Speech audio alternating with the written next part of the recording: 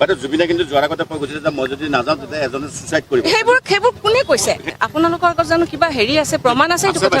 যে শ্যামকানু মহন্তই মদৰ বটল এটা কিনি আনিব দিছিল, ব্লেক এণ্ড হোৱাইট ব্ৰেণ্ড নেকি, জুবিন গাৰ্গক ড্ৰিংক কৰাই দিয়া হৈছিল, যাৰ ফলত নেকি তেওঁৰ গাটো যথেষ্টখিনি অসুবিধা হৈছিল। তেওঁ একফালে কয় মদ দিব নালাগে আৰু একফালে আকৌ নিজেই মদ খুৱাবৰ কাৰণে বটল আনি দিছে। এতিয়া ওলাল জুবিন গাৰ্গৰ আচল হত্যাকাৰী শ্যামকানু মহন্তৰ পত্নী। যিদিনাখন জুবিন গাৰ্গৰ মৃত্যু হৈছিল সেইদিনাখন ছিংগাপুৰত শ্যামকানু মহন্তৰ পত্নীও তাত উপস্থিত আছিল আৰু জনা গৈ আছে যে তেওঁৱে নাকি জুবিন গাৰ্গক মদৰ লগত বিষ খুৱাইছিল। আৰু এতিয়া তেওঁ মিডিয়াৰ সন্মুখত আহি কৈ আছে যে শ্যামকানু মহন্তই জুবিন গাৰ্গক হত্যা কৰা নাই। আচলতে এইদিনাখন জুবিন গাৰ্গৰ লগত ইয়টখনত কি ঘটিছিলে, কিদৰে জুবিন গাৰ্গক হত্যা ৰহস্যৰ ঘটনাটো ঘটিছিল, চলক আমি চাই আহিম এই ভিডিঅ'টোৰ মাধ্যমত সম্পূৰ্ণ গোপন তথ্যবোৰ। তাৰপিছত আমি বিস্তাৰিত আলোচনা কৰিম ভিডিঅ' শেষত। আৰু আপুনি এই চেনেলটোত নতুন হৈ থাকিলে এতিয়া চেনেলটোক ছাবস্ক্ৰাইব কৰি ৰাখক। জুবিন গাৰ্গে ইয়াৰ পৰাতো ইয়ট পাৰ্টিত যোৱাৰ প্লেন নাছিলে, তাতে গৈ প্লেন কৰিছে। তাতেতো শ্যামকানু মহন্ত সেইখিনি সময়ত 50 কিলোমিটাৰ দূৰৰ এখন মিটিঙত আছে। তেওঁ ৰাতিপুৱালৈকেতো আমি গমেই নাপাওঁ যে তেওঁ তালৈকে যাব। নেগলিজেঞ্চ ক'ত হ'ল? তেওঁক আমি তেওঁক আমি বিশ্ব দৰবাৰত প্ৰতিষ্ঠা কৰিব যোৱাটো জানো নেগলিজেঞ্চ হ'ব পাৰে? বাট জুবিনে কিন্তু যোৱাৰ আগতে কৈ গৈছিল যে মই যদি নাযাওঁ তেতিয়া এজনে সুইচাইড কৰিব। সেইবোৰ কোনে কৈছে? জুবিনে নিজে কৈ গৈছিল। নাই কোৱা। কাৰ আগত কৈছে? আপোনালোকৰ আগত জানো কিবা হেৰি আছে, প্ৰমাণ আছে এইটো কথা কোৱা? আছে কাৰণে কৈছো আমি। কেমেৰাৰ বাইদেউ কৈ গৈছে এই কথাটো। কিন্তু তাৰমানে জুবিনে কিমান ভাল পাইছিল তেওঁক যে তেওঁ চুইচাইড কৰাৰ ভয় খাইছিলে যদি কথাটো হয়। কিন্তু মই কেতিয়াও নাভাবোঁ জুবিনক কোনেও জোৰ জবৰদস্তি একো কাম কৰাব নোৱাৰে। জুবিন এনেকুৱা এজন সত্তা আছিল যে যি তেওঁ নিজে ভাবিছিল সেইটো কৰিব। তেওঁ যদি যাবৰ মন নাছিল, তেওঁ যদি এই 13 বছৰ ধৰি নৰ্থ ইষ্ট ফেষ্টিভেলক তেওঁ কেনেকুৱা কটকটীয়াকৈ তেওঁ এটা আমাক ছাপোৰ্ট কৰিছিল। তেওঁ নিজে উদ্যুক্ত বুলি ভাবিছিলে। তেওঁ নিজে সদায় আমাৰ লগত আছিল। নহয়, শ্যামকানু মহন্তৰ কাৰণে নহয়, তেওঁ কৈছিলে যে নৰ্থ ইষ্ট আৰু অসমৰ কালচাৰটো তেওঁ পৃথিৱীত প্ৰতিষ্ঠা কৰিবলৈ। তেওঁ গৈছিলে এইটো বুলি যে ভূপেন হাজৰিকাৰ 100 বছৰ যেতিয়া হ'ব, সেই ভূপেন হাজৰিকাৰ গান তাতে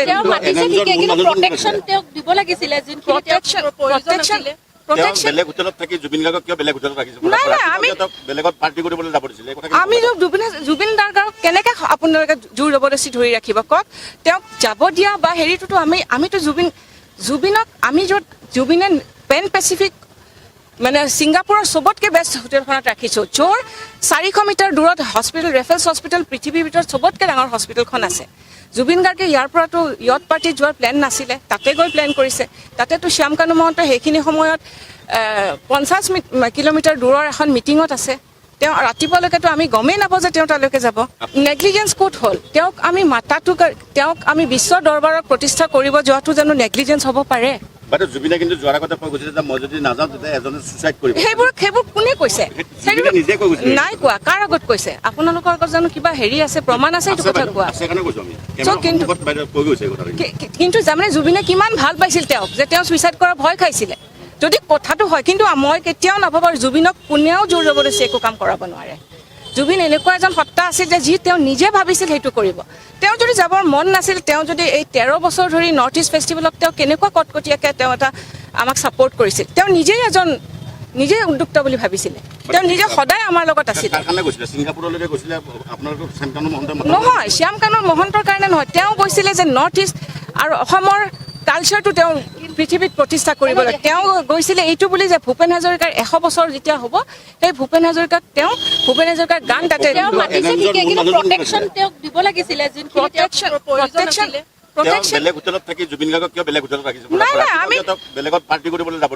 আমি জুবিন গাৰ্গক কেনেকে আপোনালোকে জোৰ জবৰদস্তি ধৰি ৰাখিব কওক?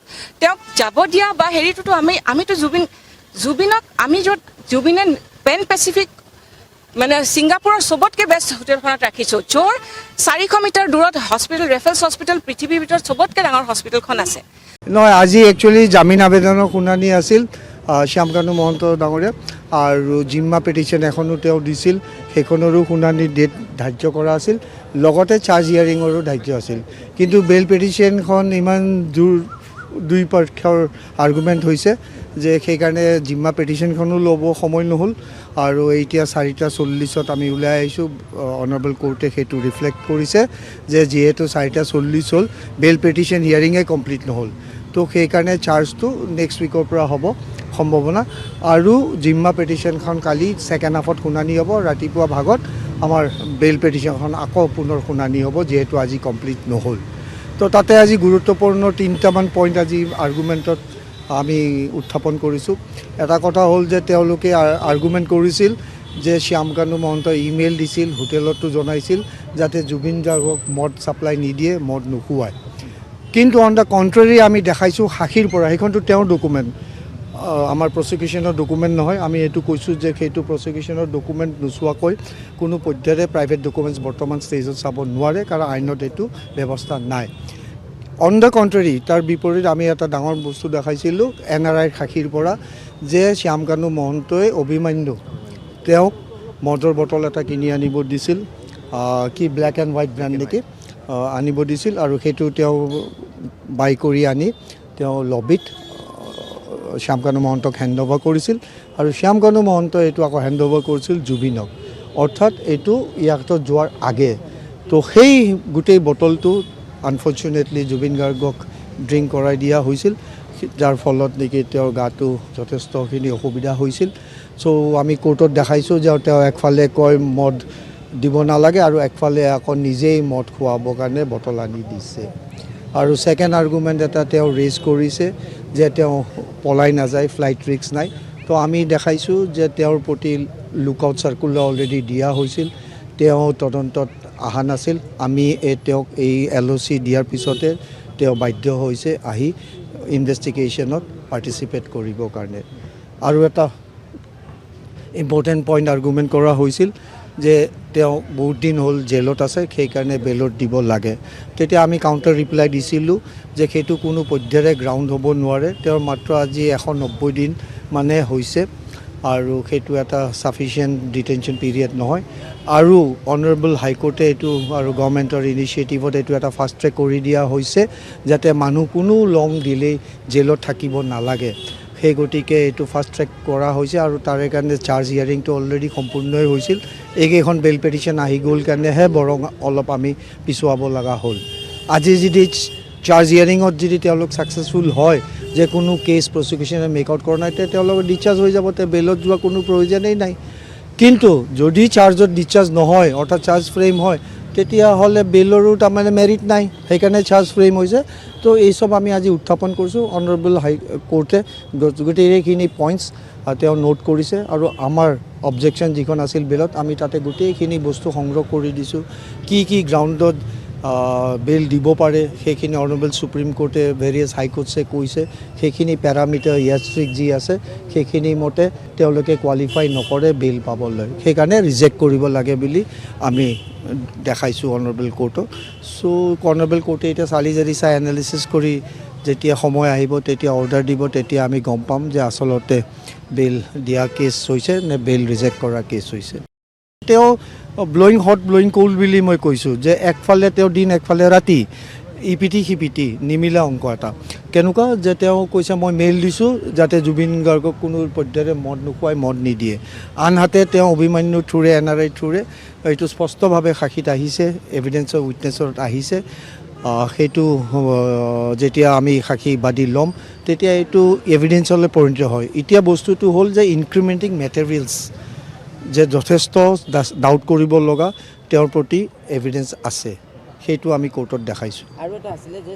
সিদ্ধাৰ্থ শৰ্মাই বেল আবেদন এখন দাখিল কৰিছিলে কিন্তু এফিডেভিটত তেওঁ ভুল ৰৈ গৈছিলে আৰু আজি নতুনকৈ দাখিল কৰিছে নেকি বা এফিডেভিট নাই তেওঁ আজি লাষ্টত সেইটোৱে অনাৰেবল কোৰ্টে তেওঁৰ উকিলক অনলাইনত সুধিছিল যে আপোনাক নিৰ্দেশ দিয়া হৈছিল এটা কোৰ্টৰ ডাইৰেকশ্যন কেতিয়া আছিল 20 তাৰিখে নেকি 20 তাৰিখে এটা ডাইৰেকশ্যন দিছিল শুধৰাবৰ কাৰণে আজিলৈ আপুনি শুধৰোৱা নাই তো সেইটো কাৰণে এইখন গ্ৰহণযোগ্য নহয় তেতিয়া তেওঁ ক'লে মই ডিফেক্টটো কেয়াৰ কৰিম তেতিয়া আমাৰো তেনেকুৱা অবজেকশ্যন নাই কাৰণ এই চব সৰু সুৰা টেকনিকেল ইছ্যুত ময়ো টু বি অনেষ্ট ঠিক নাপাওঁ অবজেকশ্যন দিব চ' মেৰিটত আমি ফাইট কৰিম যেতিয়া তেওঁ শুদ্ধ এখন পেটিশ্যন ফাইল কৰিব খাৰিজ হোৱা বুলি ক'ব পাৰি যিখন দাখিল কৰিছে নহয় খাৰিজ কৰা নাই পেণ্ডিঙত ৰাখিছে for curing the defect court ফি দিব কাৰণ তেওঁৰ ইয়াতে কোনো লোকেল উকিল নাই তেওঁলোকে দিল্লীৰ পৰা কণ্ডাক্ট কৰে তো সেইটো এটা তেওঁলোকৰ অসুবিধাৰ সন্মুখীন আই ডোণ্ট ন' ৱাই ইয়াতে কোনো লোকেল উকিলে লোৱা নাই নে কাকো এংগেজ কৰিব পৰা নাই ডেট ইজ ফৰ দেম কিন্তু আমি এইটোৱে জানো যে প্ৰপাৰ ৱেত এই পেটিশ্যনবিলাক ফাইল কৰিব লাগে। আৰু কাইলৈ ৰাতিপুৱা ফাৰ্ষ্ট হাফতে জুবিন গাৰ্গৰ শ্যাম কানুৰ জামিন আবেদনৰ শুনানি চলিব। ফাৰ্ডাৰ ৰিপ্লাই দিব। আজি মই তেওঁ আৰ্গুমেণ্ট কৰিলে তেওঁৰ পেটিশ্যনখন, মই মোৰ ৰিপ্লাই দিলোঁ, গোটেই আইনখিনি দেখালোঁ। তেওঁ ক'লে যে শ্যাম কানুৰ লোকেল উকিল এজন, তেওঁ ক'লে যে নহয় মই মেম এইটো ৰিপ্লাই দিব লাগিব, এতিয়া 4:30 হৈ গ'ল, কালি পুৱা কৰিলে ভাল হয়। বাইদেউ সেইটো সন্মত হ'ল, কাৰণ তেওঁ অৰ্ডাৰো লিখিব লগা আছিল। তেওঁ 4:40 বাইদেৱে ক'লে ঠিক আছে, কালি পুৱা কিন্তু আপুনি 10:30 আৰম্ভ কৰিব। আৰু সেইটো সিদ্ধাৰ্থহঁতে ডিফেক্টটো কিয়ৰ কৰাৰ পিছতহে গম পাম যে কালি যদি লয় তেতিয়াহ'লে আমি অবজেকশ্যন দিব টাইম ল'ব লাগিব, কাৰণ আমিওতো অবজেকশ্যন দিব সময় পাব লাগিব না। জুবিন গাৰ্গ ডাঙৰীয়াৰ বা জুবিনৰ মৃত্যুৰ পিছত আমি SIT গঠন কৰিছিলোঁ, কিন্তু আমাৰ ৰাজ্যৰ কেইবাজনো ব্যক্তিয়ে আৰু ৰাজনৈতিক দলে আমাক হেঁচা দি আছিল যে অসম পুলিচে ছিংগাপুৰত গৈ তদন্ত কৰিব লাগে। আজি যদি আমি ছিংগাপুৰৰ ওপৰত ফ'কাছ কৰিলোহেঁতেন, আজি দিনটোতে জুবিন গাৰ্গৰ হত্যাৰ তদন্ত শেষ হৈ গ'লহেঁতেন। আজি গধূলিয়ে আমি সকলোকে মুকলি কৰি দিব লাগিলহেঁতেন। অসম চৰকাৰে প্ৰথমৰ পৰাই দৃঢ় স্থিতি লৈছিলে যে ছিংগাপুৰৰ লগত আমাৰ সম্পৰ্ক নাই, কাৰণ হত্যাৰ যিটো ষড়যন্ত্ৰ সেইটো অসমত হৈছিলে, সেইকাৰণে অসম পুলিচে নিজাকৈ তদন্ত কৰিব। অসমৰ পৰা প্ৰকাশিত বাতৰি কাকত, টিভি বা ফেচবুক, ছ'চিয়েল মিডিয়াত মোক বহুত গালিগালাজ কৰা হৈছিল যে ছিংগাপুৰত কিয় নাযায়। মই এটা ষ্টেণ্ড লৈছিলোঁ যে ছিংগাপুৰ পুলিচতকৈ অসম পুলিচে এই হত্যাৰ তদন্তটো ভাল কৰি কৰিব পাৰিব।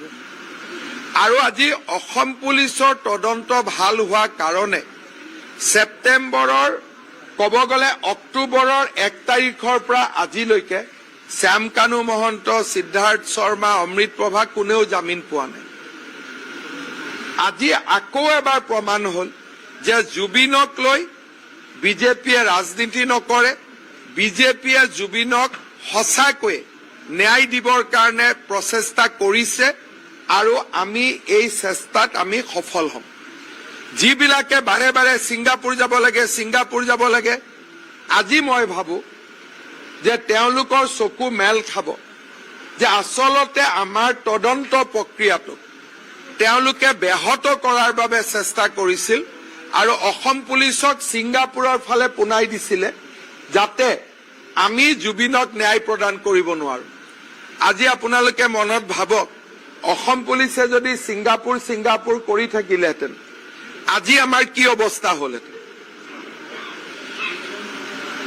সেইকাৰণে মই মোৰ ৰাস্তাত অটল হৈ থকাৰ কাৰণে, অবিচল হৈ থকাৰ কাৰণে আজিও জুবিনৰ হত্যাকাৰী এজনেও জামিন পাব সক্ষম হোৱা নাই। আৰু যদি আমি ফেচবুকত যিসকলে লিখে বা যিসকলে আমাক বেয়া পায়, জুবিনক ভাল নাপায়, আমাক বেয়া পায়, ইয়াত কেটেগৰী দুটা আছে, জুবিনক ভাল পোৱা আৰু আমাক বেয়া পোৱা। আমাক বেয়া পোৱা মানুহখিনিয়ে হত্যাৰ তদন্তৰ যি মূৰ লোৱাব খুজিছিল, ছিংগাপুৰৰ ফালে পঠিয়াই দিলেহেঁতেন, আজি আমি মূৰত হাত থৈ বহি থাকিব লাগিলহেঁতেন।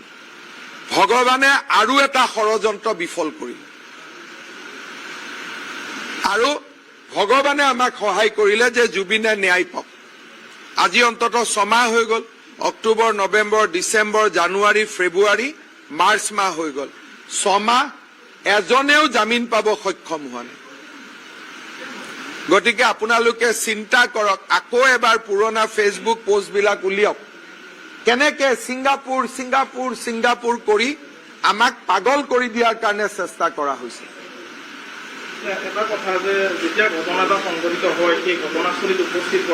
আজি উপস্থিত হলে আমাৰ কি অৱস্থা হলহেঁতেন, আজি যদি আমি তাতে উপস্থিত হলোহেঁতেন, আজি আমাৰ কি অৱস্থা হলহেঁতেন। উপস্থিত হৈয়েতো ছিংগাপুৰ পুলিচে তদন্ত কৰিছিলে, কি পালে। আজি যদি আমি তাতে উপস্থিত হলোহেঁতেন, আজি আমাৰ অৱস্থা কি হলহেঁতেন, আপোনালোকে কি হেডলাইন কৰিলেহেঁতেন একবাৰ মনত চিন্তা কৰকচোন। টিভি ষ্টুডিঅ'তটো আজি হাত তাত কুচাই বহি ললেহেঁতেন, মোৰ শ্ৰাদ্ধই উঠাই দিলেহেঁতেন, হয়নে নহয়? আৰু এনেকেই হত্যাৰ তদন্তৰ জেগাত যাব লাগে, অমুকত যাব লাগে, এইবিলাক কথা কৈ কৈ তদন্তটো দুৰ্বল কৰি দিয়া হৈছিলে, চেষ্টা কৰাইছিলে। আজিলৈকে জাজজনে কৈছে নেকি আমি কিয় ছিংগাপুৰত যোৱা নাই? জাজেতো কোৱা নাই, এইটো আপোনাৰ দৰে সাংবাদিকেহে কৈ আছে। জাজে নোকোৱা কথাটো আপোনালোকে কিয় কয়? মই এই কথাটো আজিলৈকে বুজি নাপাওঁ। প্ৰয়োজনবোধ যদি কৰিলেহেঁতেন জাজজনে প্ৰথম দিনাই আমাৰ কাগজখন দলিয়াই পেলালেহেঁতেন। যদি জাজতকৈতো আমি বেছি নাজানো, যদি আমি কৰা তদন্ত ভুলহেঁতেন হাইকোৰ্টে ফাষ্ট ট্ৰেক কোৰ্ট দিলেহেঁতেন নেকি? নে হাইকোৰ্টৰ চিফ জাষ্টিছতকৈও আমি আইন বেছি জানো? নহয়, এইটো পৰিকল্পনাটো হ'ল পুলিচ তাতো গৈছেও যিমানখিনি যাব লাগে, কিন্তু ছিংগাপুৰতে বহি থাকিব লাগে বুলি কিছুমানে কৈ থকা নাছিল জানো? আজিতো আপুনিও নিশ্চয় এইবিলাকে লিখি আছিল, আজিতো মাফ খোজক এইটো আমাৰ ভুল কথা আছিল বুলি। আপুনিও নিশ্চয় এইটো পাৰ্টিতে আছিলে, যেনেকে সুধি আছে আজিতো মাফ খোজক যে এইটো ভুল হৈছিলে বুলি। আমাৰ ছিংগাপুৰ কৰি থকা সকলৰ আজি ফেচবুক পোষ্ট বিলাক উলিয়াওক, আৰু তেওঁলোকে আজি অসমৰ ৰাইজৰ ওচৰত ক্ষমা খোজক যে আমাৰ ভুল হৈছিলে, ছিংগাপুৰ গলে জুবিনে কেতিয়াও ন্যায় নাপালেহেঁতেন বুলি আজিৰ দিনটোতো এষাৰ ক্ষমা খোজক। আৰু আজিলৈকে আমিতো ছমা ৰাখি দিলো, এতিয়াতো চাৰ্জ ফ্ৰেম হ'ব গৈ আছে, ডে টু ডে হিয়াৰিং হৈ আছে, চাৰ্জ ফ্ৰেম হ'ব গৈ আছে। তাৰ মানে কি বুজায়? যে আমি আমাৰ ৰাস্তাত ঠিক আছিলো। আজি অন্তত দিনটোত মই ভাবো যে আমি আকৌ এবাৰ সকলোৱে নিশ্চয় বিচাৰি আমি কম যে নহয় অসম পুলিচে ছিংগাপুৰ পুলিচতকৈ ভাল কাম কৰিছে। এটলিষ্ট ছিংগাপুৰ পুলিচে কৈছে একো হোৱা নাই, অসম পুলিচেতো কৈছে যে হত্যাৰ ষড়যন্ত্ৰ হৈছিলে। গতিকে কাক নম্বৰ দিব আজিৰ দিনটো?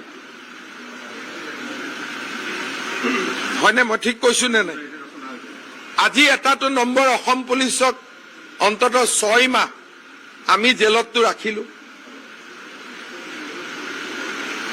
6 মাহ হ'ল নে নাই? আজিতো অন্তত আমাকতো নম্বৰ দিয়ক যে 6 মাহ ছিংগাপুৰত হোৱা ঘটনা এটাকো অসম আৰক্ষীয়ে তদন্ত কৰি 6 মাহ অভিযুক্তক বেল নোপোৱাকৈ ৰাখি দিল। মামুলি কথাটো নহয়। ডাঙৰ ডাঙৰ গুলীয়াই হত্যা কৰাৰ পিছতো 3 মাহত বেল পাই যায়, আজিলৈকেতো 6 মাহত বেল পোৱা নাই। সেইকাৰণে সদায় মই বিশ্বাস কৰো যে আমি ঠিক ৰাস্তাত আছো, কাৰণ আমি জুবিন গাৰ্গক লৈ ৰাজনীতি নকৰো।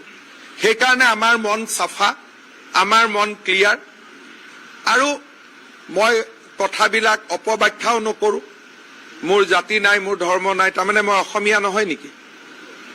চিনেমাৰ ডাইলগ আনি যদি কোনোবাই সেইটো জুবিনৰ জীৱনৰ লগত মিলাই দিয়ে, মইতো আগতে কৈছো জুবিন নিজে শিৱ ভক্ত আছিলে। এই কথাবোৰ কৈ কৈ আমাক ছিংগাপুৰ যাব লাগে, ছিংগাপুৰ যাব লাগে। দুজন মানেতো ছিংগাপুৰতে থাকি দিলেগৈ। সেইখিনি ঘনাই ঘনাই ছিংগাপুৰত যায়, তাৰ পৰা ফেচবুক লাইভ কৰে। আজি এতিয়া যাওক ছিংগাপুৰত গৈ এতিয়া ফেচবুক লাইভ কৰকগৈ। কৰিছিল নাই কেইজনমানে ছিংগাপুৰত গৈ ফেচবুক লাইভ?